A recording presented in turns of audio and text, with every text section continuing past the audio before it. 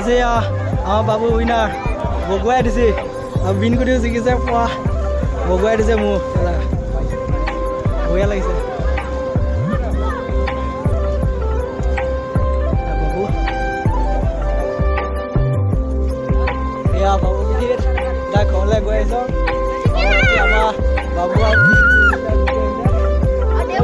আৰু পেলাব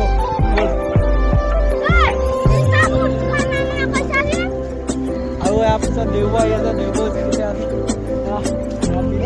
বাবু বহুত